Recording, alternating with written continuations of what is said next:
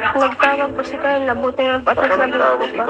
Grabe, si Carla, talagang makikita mo talaga yung tunay ng ugalya dito, at itong si Arjen mismo ang patunay kung sino itong si Carla. So sinumbong nga niya or sinabi nga niya ito kay Kalingap Edo, at kinagulat ni Kalingap Edo, ano nga ba ito? So bago natin ipagpatuloy ang ating pag-support today's video, kung bago ka pa lang sa aking channel, please subscribe, like, and pakit na rin po natin guys ang notification bell upang ma-update po tayo tuwing ako pinag-upload patungkol sa Team Kalingap.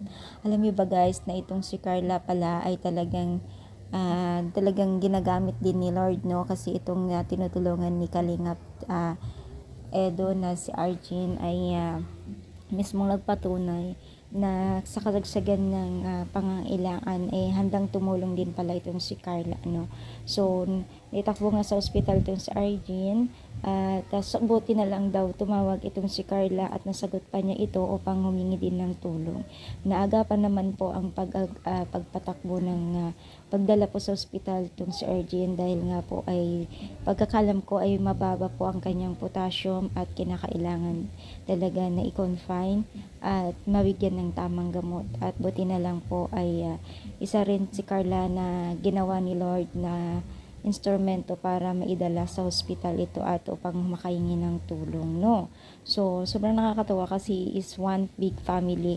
Kumbaga yung mga natutulungan ng Team Kalingap ay nakikipagkaisahan din po sila sa mga tinutulungan din po ng Team Kalingap, which is napakaganda yung ganitong larangan at nagtutulungan, no? Ang ganda ng involved po ng Team Kalingap sa mga kabataan.